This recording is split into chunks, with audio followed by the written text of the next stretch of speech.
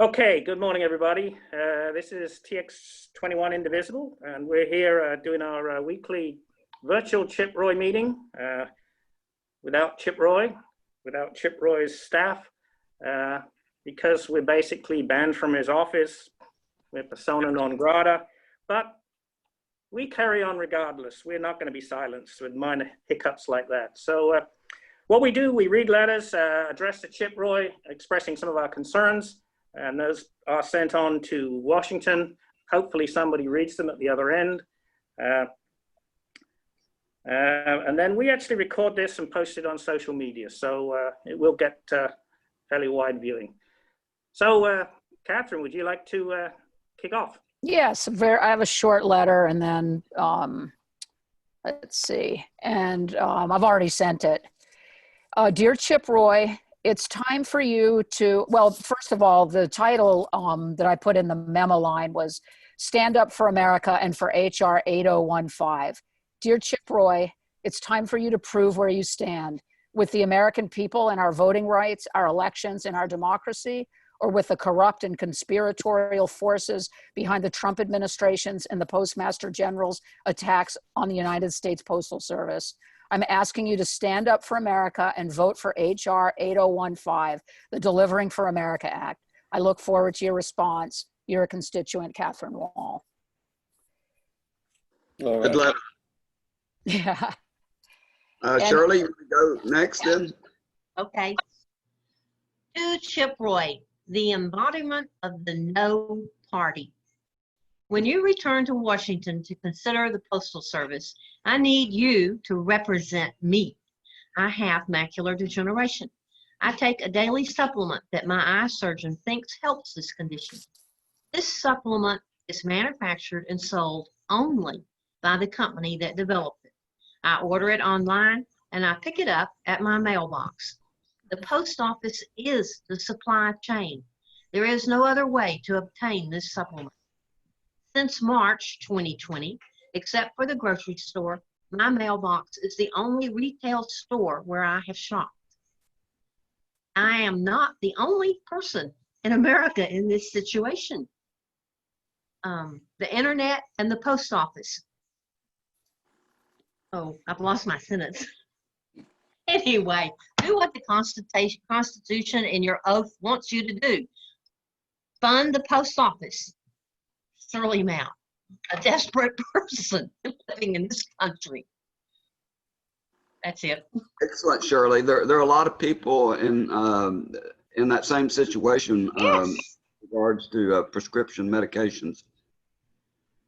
And I mean, if it's somebody besides the post office, the postage will go, like right now, they ship for free. But if it's an independent thing, there's going to be postage added to it. I mean, it's just, oh well. It seems to be the point, doesn't it? It does. The Postmaster General is affiliated with the yes, exactly. Industry, and yeah. Uh-huh. Yeah, any self-interest involved in this, I wonder. Letter. You want to go next, Mike? Yes, because just speaking to that point, Congressman Chip Roy, I wondered what position you've taken in regards to the USPS, and the purpose of the mail slowdown initiated by the newly appointed Postmaster General, Louis DeJoy.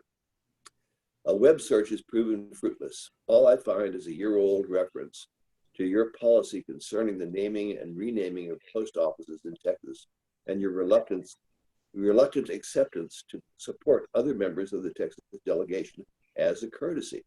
So you agreed not to say no. Given the currency of this issue and the short time until the general election in which your congressional seat is in question, I find it odd that you have not made a public statement about the controversial actions of President Trump and said Postmaster General Mr. DeJoy. Is this an oversight? Your constituents mostly live in rural Texas counties, served by small post offices and dependent on home mailbox deliveries. Older constituents, veterans, and homebound disabled people depend on the regular, predictable, and timely delivery of prescription drugs, Social Security checks, and retirement checks. and the communications that our government and medical systems demand. If any, your position in the emergency legislation being proposed at the U.S. House to maintain current levels of service would be of great interest to me and to all of your constituents. I ask you to issue a statement detailing your intentions to vote yea or nay on Chairwoman Maloney's Delivering for America Act, hashtag don't mess with the USPS. This measure should be up for a vote by the end of this week. We're all waiting, Congressman Roy. As your constituent, thank you. Paul Farmer, 78704. Very good. Excellent. I love that about the statement. Excellent. I think all of this has really hit a nerve. Yeah. My nerves. Yeah, mine too. But they have got, I mean, DeJoy did say that he's, you know, stopping the changes that he had asked or that were in progress. So, Yeah, but I still don't trust them. oh, no, I don't trust But we him. need to watch and not just listen to what he says. Oh, of course, of You know, course. And plus, he's still going through with the vote on Saturday, I Oh, believe. yeah. He doesn't trust. I'd like to point out that the work orders that caused the disassembly of all those sorting machines happened within the first days of his appointment. And that by the time he said he would stop, I have read that 95% of the work order had been completed. Major portions of the machinery were dumped. They pulled the sensiometry and they pulled the computer links and they pulled a certain amount of the material, but there's no way that they're going to be put back together. And Ever? probably ever. Probably ever. We just destroyed them? Yes. Well, there was a Vice News Damn. report, though, that some of this stuff started way back in May. That's right after. Internal documents. So That's even, is that when he got appointed? Yeah. Yes, Yeah. that's correct. He was appointed. So he's been at this for a long time. So he can safely say that he wants to stop it now because He's done it all. done. Yeah, it's all done. Exactly. Congressional hearings are important because we have to find out everything that he's done. And if he, in fact, he impeded the delivery of the mail, that's a felony, federal felony. So I would think, yeah. We will. You want to go ahead, go next, George? sure. Mine is not about the post office. It's about a recurring issue in this group. August 19th, 2020. Dear Representative Roy, 6 months ago today, people in this group first asked you to address the conflict of interest posed by your ownership of stock in Kinder Morgan, the company currently confiscating your constituents' land and poisoning their waters to build the Permian Highway pipeline. You have yet to respond. Do you still own stock in Kinder Morgan? If so, did you reveal that fact to Max and Paula Fowler, the Blanco landowners who you said, quote, need to be made whole and then some, unquote, after pipeline construction contaminated their well water? Or did you let them think you weren't personally invested in the company that was profiting from the destruction of their home and property? Do you intend to continue holding stock in a company whose interests run directly counter to those of the people you are sworn to represent? Do you intend to continue pretending that's not the case? Do you expect us to just shut up about it? Representative Roy, Chip, at these meetings over the past year and a half, you've made it quite clear that you're good at denial and you're good at dismissing and ignoring people when you don't like what they have to say. But in 75 days and 14 hours, we all get to have our say, and you are bound by law to listen to us. Maybe you should have started sooner. Sincerely, Susan Shorn, Austin, Texas. Very good. Thank Excellent, you. excellent. Thank you. Yeah, that issue has to be kept front and center. Yeah. It does. Steve, it was one of your letters. It was your letter back on, I think, February 19th that first brought that up in these meetings. My letter? It's one of yours. Oh, okay. I didn't. I looked through the recall article.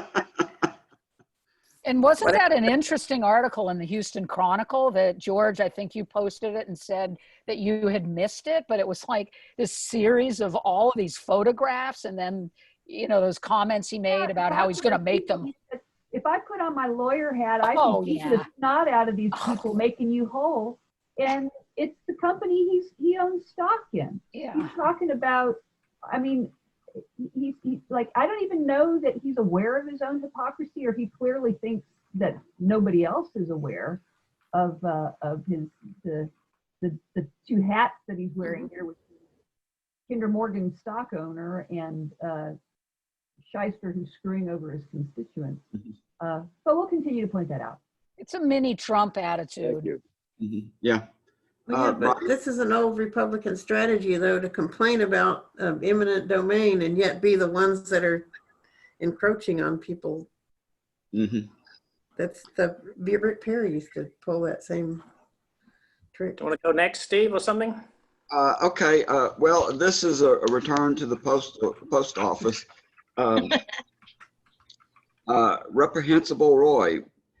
As if traditional GOP voter suppression weren't bad enough, and by that I'm referring to gerrymandering, voter ID laws, the closing of polling stations, voter purges, voter intimidation, and voting disinformation, we're currently contending with something new: Trump's attempted weaponization of our postal system in order to deliberately slow the delivery of mail-in ballots past established deadlines, with the hope that Democratic voters will be the ones primarily disenfranchised.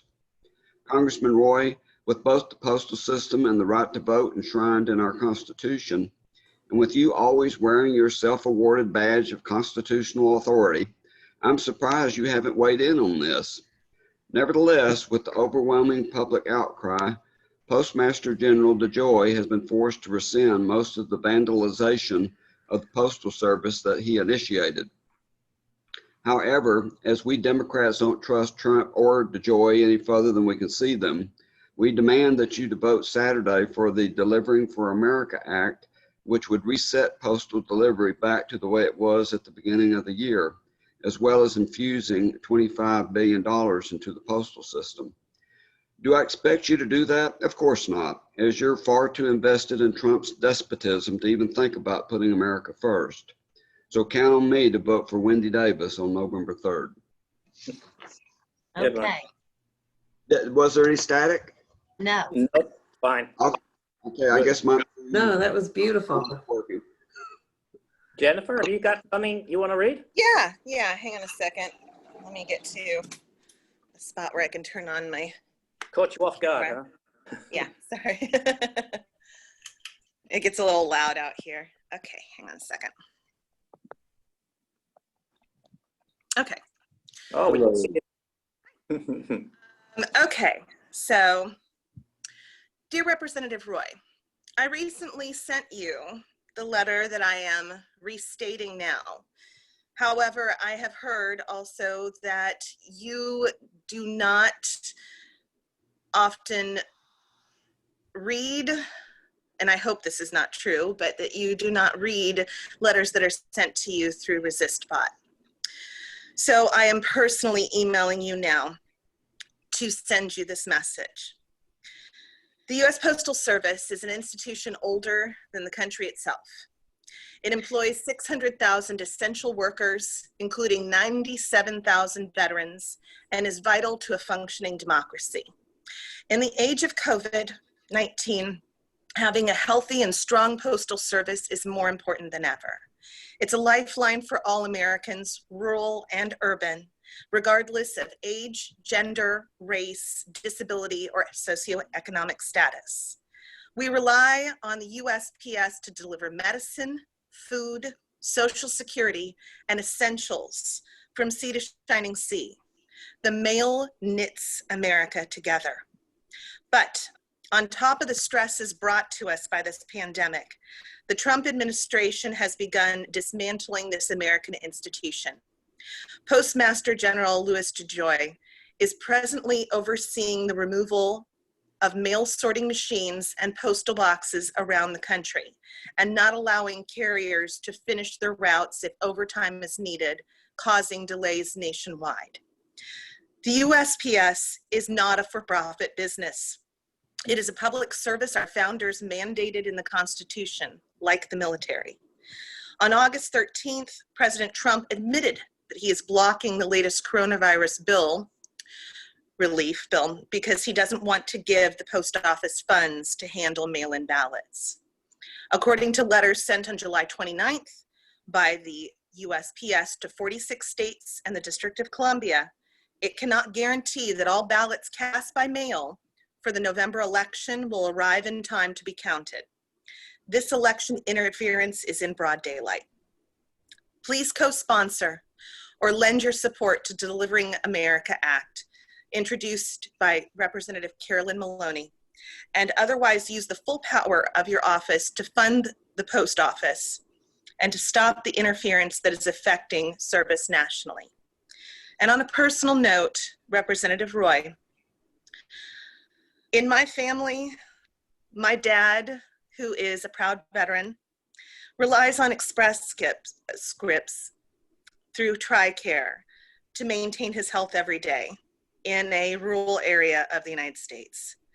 My husband relies on the U.S. Postal Service for life-saving medication for his diabetes. This is very personal, and these are people that I love. I know there must be people that you love, including your parents, who probably also rely on the Postal Service for life-saving medications, communication, and just their everyday way of life. I really hope that you are thinking in the last 6 months of your term about what your legacy will be as a U.S. representative. You have the chance here to do something right for your constituents, considering that you represent a district that runs from the most rural to the most urban. Your constituent, Jennifer Yoder. Great. Very well said, Jennifer. Yeah. That was Okay. excellent. Brian, Yeah, I got a short one for once. So and it's kind of like 5 questions. Reprehensible Roy, since election time is coming, I think it's appropriate for me to ask you a few questions to help me understand your candidacy and your position in regard to a few recent developments. 1, do you think Kamala Harris, who was born in the United States, the daughter of immigrants, has the right to be vice president or president of the United States? Or do you go along with Donald Trump's racist birthist position that she may not be legally eligible to serve in those positions because her parents were immigrants? What do you think about the candidacy of Marjorie Taylor Greene, who won the Republican primary in Georgia? Is she, in your eyes, a rising star, as Donald Trump called her last week? Do you go along with the absurd QAnon conspiracy theory that she espouses? Next, do you have any reaction to the final Senate report into the Russian interference in 2016 released on Tuesday? Among other findings, it concluded Paul Manafort did in fact pass campaign data to Russian intelligence. It concluded that Trump did speak on numerous occasions with Roger Stone regarding the WikiLeaks, despite Trump's claims to the contrary in his written testimony. In other words, he blatantly lied. Not unusual. Do you still think that this administration has done a good job in combating the coronavirus? Do you support Trump's latest snake oil cure, namely the extract oleandrin, being touted by the Mr. Pillow Man, who just so happens to be on the board of Phoenix Biotechnology, who make this toxic extract? Or do you put your hope in Trump's other enlightened medical advisor, Dr. Stella Immanuelle, a self-proclaimed deliverance minister who believes the sick are being treated by alien DNA? Finally, will you take the vaccine when it finally comes out? Or are you also an anti-vaxxer as well as an anti-science person? Do you support Donald Trump and Louis DeJoy's recent attempts to cripple the US Postal Service so that it cannot handle the mail-in voting volume this year? Will you vote for the $25 billion in additional funding for the post office? will you support the Delivering for America Act, which comes before the emergency session this week? Finally, will you accept the result of your election in November? Or will you claim, as Trump has suggested, if he loses, it must have been stolen by mail-in election fraud? Do you have any hard evidence of significant voter mail-in fraud? Well, will you respond to any of these questions? I doubt it. After all, you've not responded to any of my questions ever since you've decided we are persona non grata constituents who you have vowed not to listen to or to represent. However, we have the chance in November to elect Wendy Davis, a person who believes in science, not quackery, and who will represent me and people with my values. You can go back to your 10.5-acre lot where you can shoot guns to your heart's content and get back to that house renovation project you mentioned on your interview with Dana Lausch. So, pack your bags, Mr. Roy. Goodbye, Mr. Chip. An unrepresented constituent, Brian Clark. Super. Thank you, Brian. Yeah. Excellent questions. Wait, Mhm. did you say that you had 5 questions? Because I heard more than that. I heard dozens. Those are No. great. There were 5 paragraphs, put it that way. They were grouped together. 5 yes. Will you respond to my questions was not actually one of my questions. It was a rhetorical statement. Mary, would you like to say something? I know you don't have a letter, but No, I just, the post office thing, I just wanted to reiterate the same thing everybody else has been saying. Since the middle of March, because of the pandemic and because I'm in a high risk category, I have left home exactly once, and that was for a medical appointment. I really do depend on the mail to deliver me my medications that I need to stay out of the hospital. And so that vote is important. I also might want to point out that a lot of the people that I know who are in the same category as me because of my age, many of those people are voted, they're precisely the people who voted for you. They may not realize how much they depend on government services, but they do. The other thing is that I would like to call on anybody who's watching this to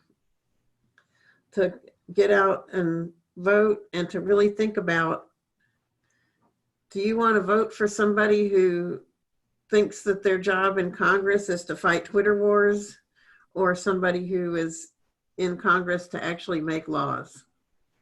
And that's really all I got to say. Thank you, Mary. that's good. Thank you.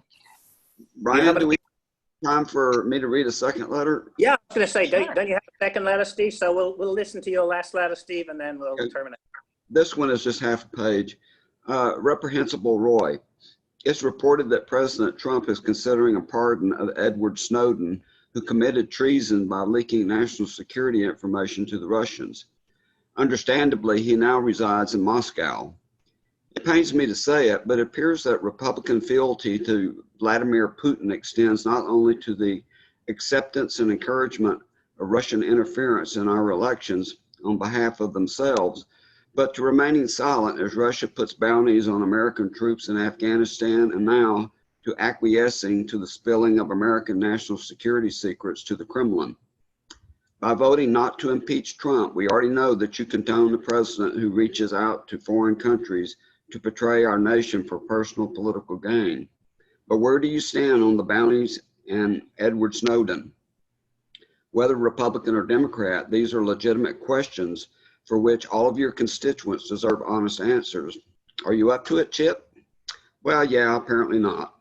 Count on me to cast my vote for Wendy Davis on November 3rd, as we deserve so much better than what we're getting from you. Thank you, Steve. Okay. Thank you.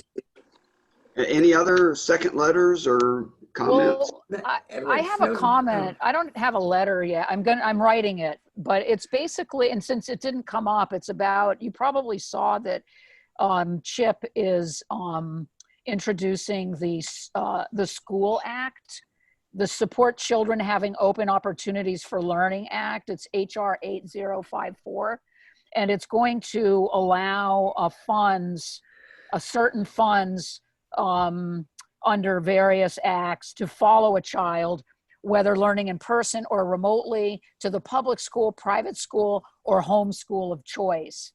And so I'm just going to write a quick thing about that, because it seems like writing a bill like that is in huge contrast to several weeks ago. He had the 7-part tweet storm where he was ranting against white woke people. And I mean, I couldn't really tell, but I believe that some of his anger was because of teachers and parents not wanting their kids to go back to school, although he never really said that. So, but my question for him is going to be, and it really always is, has he ever sat down with teachers and parents of K through 12 or post-secondary to ask them what their reservations are one way or the other? And has he listened to them as opposed to just yelling at them? Because I don't know that he has. I mean, I've never heard of him sitting down with people that he doesn't agree with to talk about an issue. So I'm going to be finishing that letter in the next little while, and I will send it along. Okay, good point. It's like Good some point. like some of the other things he's done. It's about optics. Yeah. Yeah. Anyway, that'll be a good letter for you to read out next week, Catherine, I Okay, think. I'll do Yeah, that. that would. Are we not recording right now? Is recording stopped?